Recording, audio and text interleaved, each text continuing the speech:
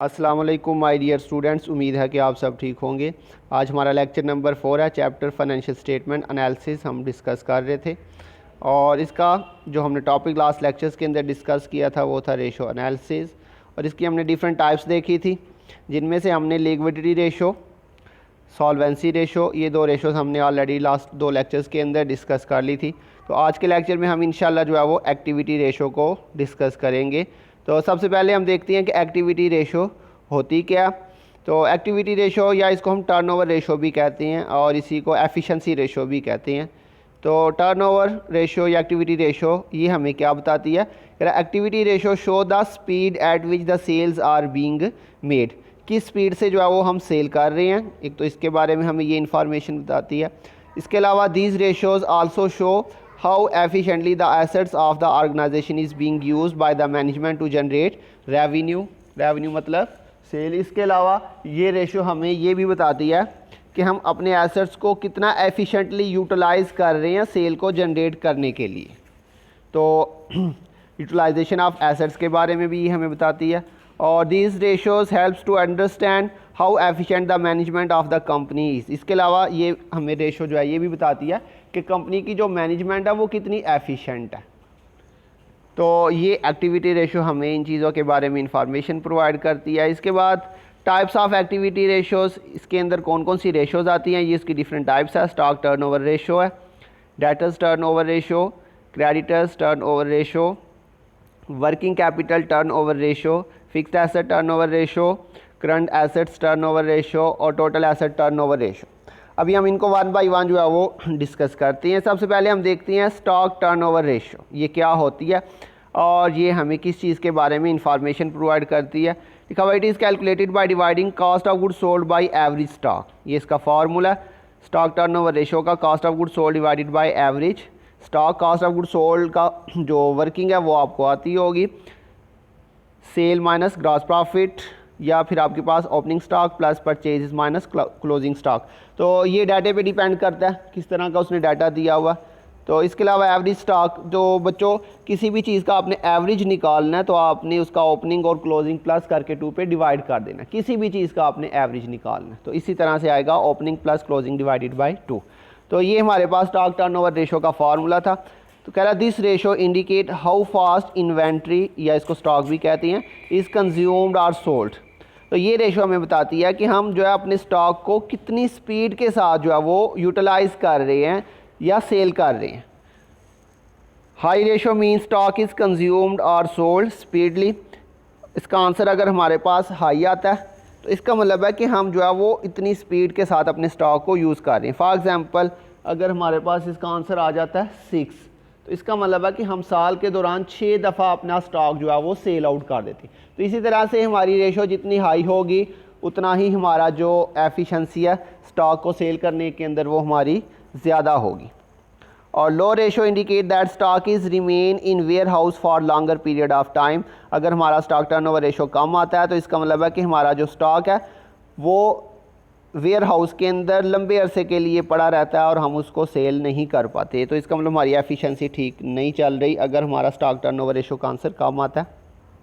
उसके बाद है डेटर टर्नओवर रेशो या receivable turnover ratio. It is calculated by dividing credit sale by average debtor, ये इसका फार्मूला बच्चों, credit sale over average debtor.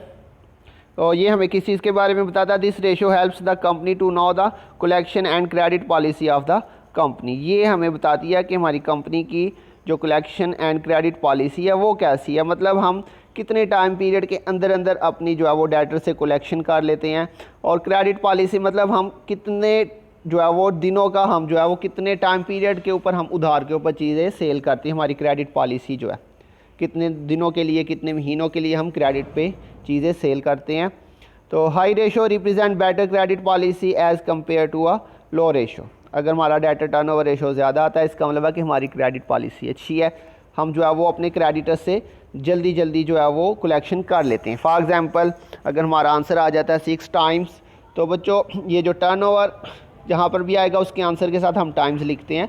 तो अगर हमारा आंसर आ जाता है 6 टाइम तो उसका मतलब होगा कि हम साल के अंदर 6 दफ़ा अपने डेटर से कलेक्शन कर लेते हैं। तो इसलिए जितनी हमारी रेशो हाई होगी उतनी ही हमारी एफिशिएंसी जो है वो बेटर होगी। तो लिखा हुआ high ratio represent better credit policy as compare to low ratio. अगर लो रेशो होगी तो इसका मतलब है कि हमारी क्रेडिट पॉलिसी जो है वो वीक है। उसके बाद नेक्स्ट आता है हमारे पास creditors turnover ratio. It is calculated by dividing credit purchase by average creditors. ये credit purchase divided by average creditors. तो ये रेशो हमें क्या बताती है? This ratio helps to know the payment policy that is being offered by the vendors to the company. तो ये हमें बताती है कि जो हमारे वेंडर हैं जिनसे हम चीज़ें ख़रीद रहे हैं वो जो हमें क्रेडिट पॉलिसी ऑफर्ड कर रहे हैं वो कैसी है। तो low turnover means better policies offered by vendors and vice versa. अगर हमारा आंसर लो आता है ये क्रेडिटर टर्नओवर रेशो का, तो इसका मतलब है कि हमें जो क्रेडिट पॉलिसी ऑफर्ड की जा रही है बाय वेंडर की तरफ से तो वो बेटर है।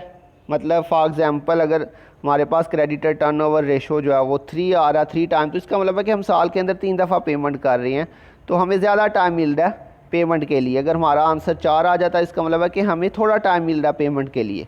तो इसका मतलब है कि अगर हमारा लो टर्नओवर आएगा तो हमारी जो क्रेडिट पॉलिसी जो हमें ऑफर्ड की जा रही है वेंडर की तरफ से वो बेटर है।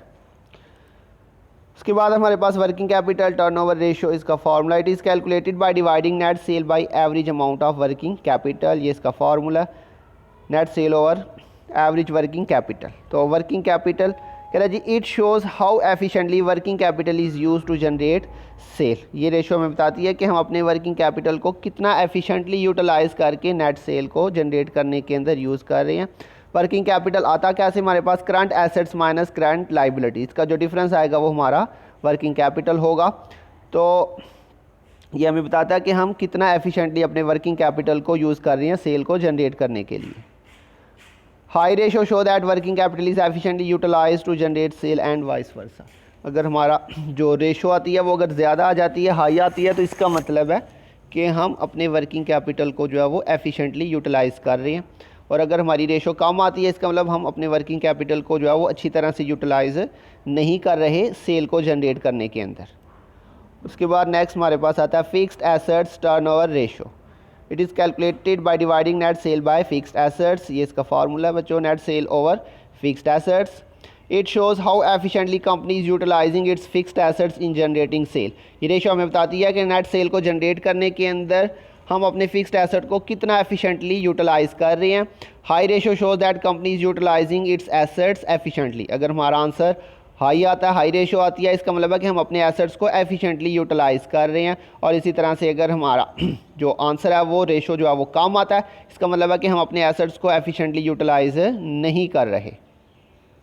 तो कह रहा low ratio shows that company is not utilising its assets efficiently. तो ये एसेट फिक्स्ड एसेट की यूटिलाइजेशन के बारे में हमें ये रेशो बताती है। उसके बाद नेक्स्ट है हमारे पास current assets turnover ratio. It is calculated by dividing net sale by average current assets. ये इसका formula net sale over average current assets. और it shows that how efficiently a firm is using its current assets to generate sale. तो ये ratio हमें बताती है कि अपने सेल को जनरेट करने के अंदर हम अपने करंट एसेट्स को कितना एफिशिएंटली यूटिलाइज़ कर रहे हैं। High ratio means current assets are efficiently utilising to generate sale. अगर आंसर हमारा हाई आता है इसका मतलब है कि हम अपने करंट एसेट्स को एफिशिएंटली यूटिलाइज़ कर रहे हैं। और अगर लो आंसर आता है इसका मतलब है कि हम अपने करंट एसेट्स को सेल जनरेट करने के अंदर जो है वो एफिशिएंटली यूटिलाइज नहीं कर रहे। उसके बाद नेक्स्ट आता है total assets turnover ratio.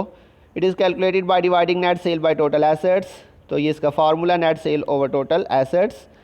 It shows that how efficiently a firm is using its assets to generate sale. तो बच्चों हमने पीछे fixed assets turnover ratio, current assets turnover ratio और यहाँ पे टोटल एसेट्स टर्नओवर रेशो था। इसका मतलब है कि ये फार्मूला हमें बताता है कि हम अपनी सेल को जनरेट करने के अंदर अपने टोटल एसेट्स को कितना एफिशिएंटली यूटिलाइज़ कर रहे हैं।